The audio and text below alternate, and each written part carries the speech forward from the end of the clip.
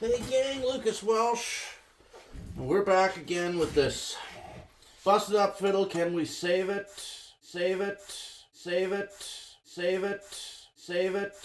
Of course we can save it. I mean, fiddles are meant to be saved.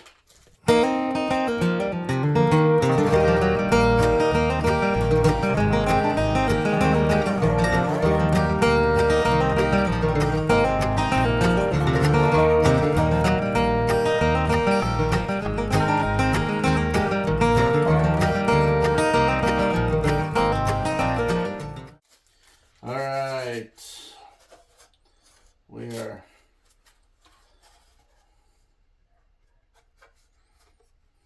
now, that's some progress. We don't have, we got very minimal plate distortion. We've got a nice repair. It's nice and level and flush.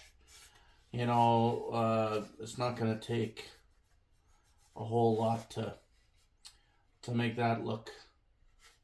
Well, I mean, let's face it, the fiddle looks the way that it looks, but we can definitely tap things up a little bit there. Yeah. All right, we got a couple sacrificial cleats in here that we use just to hold things in place for now. I think what we're gonna do here, so I've been thinking about the process behind what needs to happen. First of all,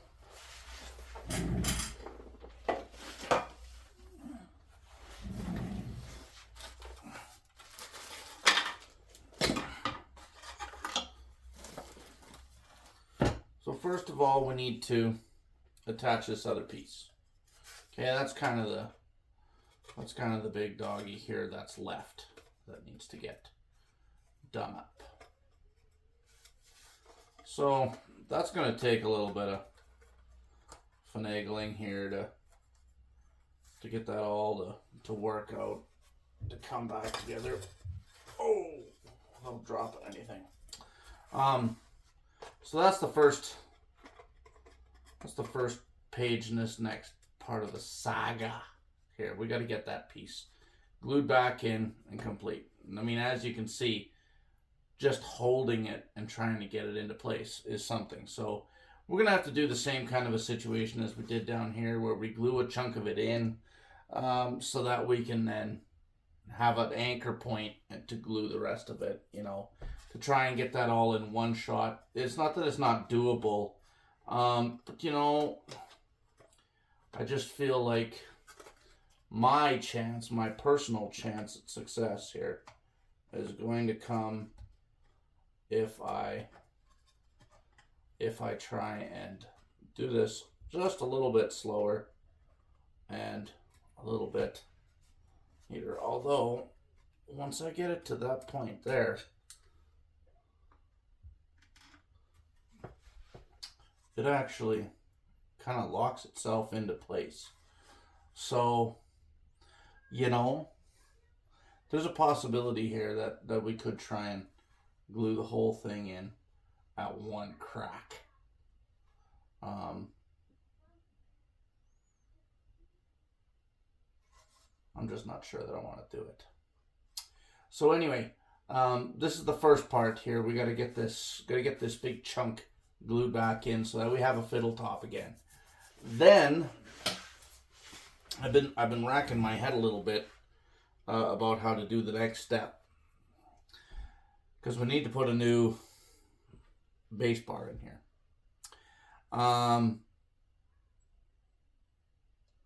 We need to put a new bass bar in, but we also need to make some pretty extensive cleats. So like our cleats are going to be, you know, chunks that you know, this one here goes from there, but our cleats in the end are going to be, you know, probably 20 millimeters across all the way down. So we're looking at having a cleat every few, you know, and then even one in here, another one in here for sure. Like, we're talking at least a half a dozen cleats here, if not 8, maybe 8. And then up here, we're going to have to do a long cleat for sure, possibly 2. And then I think we can get away with short cleats after that. Okay, so the problem is I have to do a new base bar. So if I put cleats on first to reinforce everything, well then now I've got to shape them, and then, excuse me, then I've got to fit a base bar to the top, and that's going to be awkward with all these cleats going across. So I think I need to fit the base bar first, and then once I've got the base bar fit, don't glue it in, keep it off, then we can go ahead and do the cleats. And then we're also going to do this sound post patch in here before we do the base bar. It'll just be really nice to carve without that base bar in the way. So I think that's my plan of attack. I think to do it the other way, where I would have the cleats in place and then fit the base bar, is just going to be a nightmare. So fitting a base bar is already nightmare enough, okay? Like it's a tedious job. So that's where I think we're at. Get this glued in, and maybe we can probably get a couple cleats up into here to help us hold this crack from getting any worse. And we can put a cleat down here, even, you know, like right in there. We'll put a cleat on that crack, because that's beyond where this is the end of the base bar, the tone bar here. So we can put a cleat in here that won't be in the way. That'll help stiffen that up. We can also put another cleat, a small one here, up on the wing there, to help with that. And that should help stabilize that crack a wee little bit.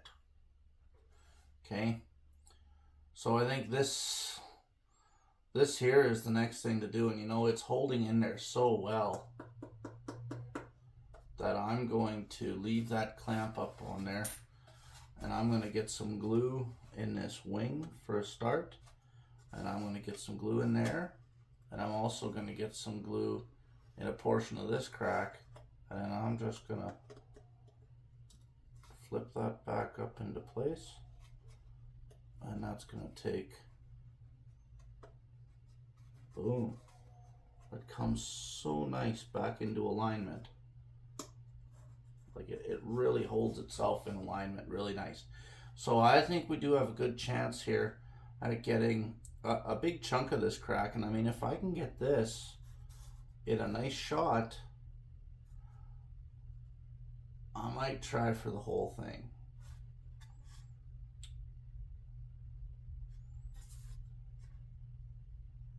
We're gonna see. So now the trick is to hold something like this. You're kind of coming like that, and there you got a short throw. I mean a short throw. Okay. Because you can't clamp from here across to here, because that's not going to do what we need to do. We need to clamp these two pieces here together.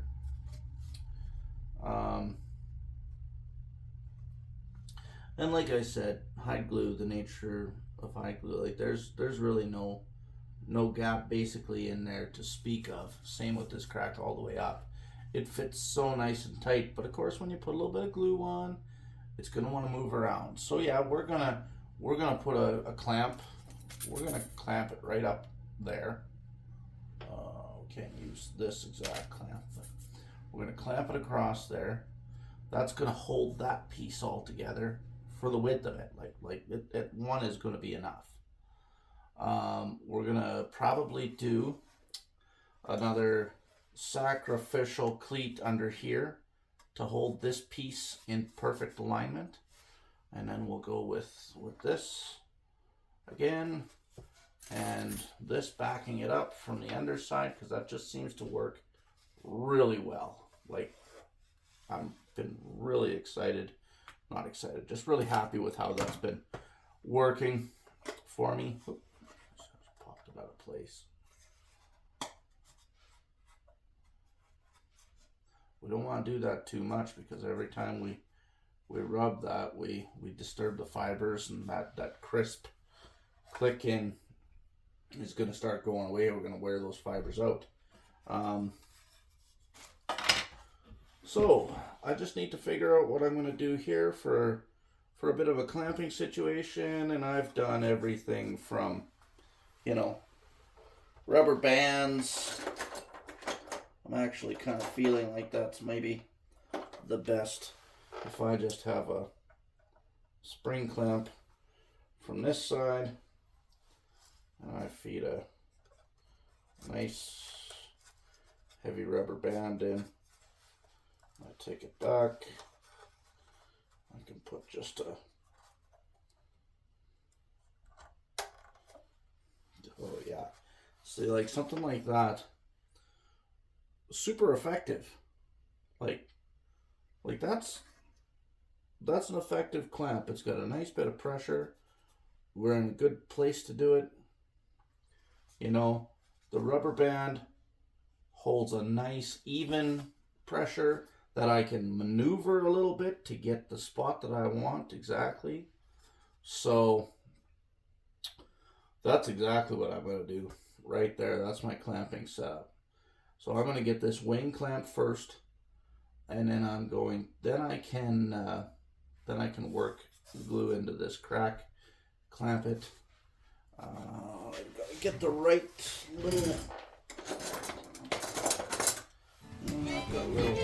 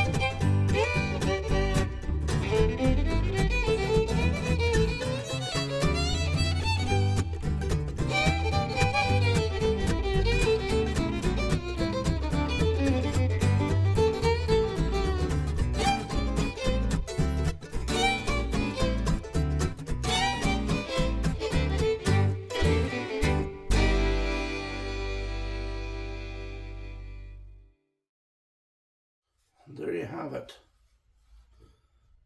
We're glued. Our crack is level, connected. let the glue dry.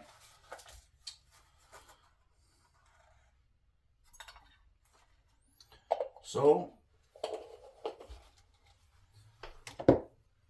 how did that go? Well, not 100% like we expected it to. But that's pretty par for the course.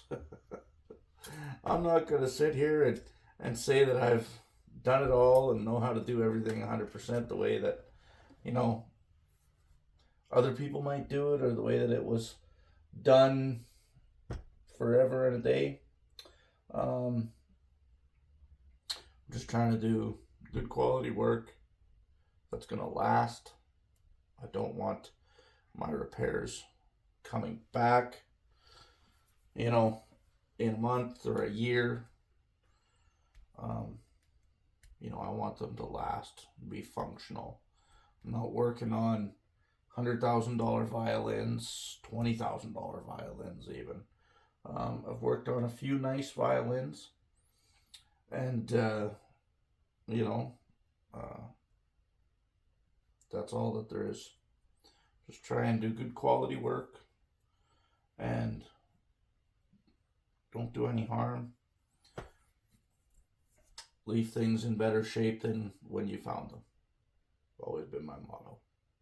So, anyway, thanks for sticking around, and we'll see how we're doing when we unclamp everything. Looks good. Cheers.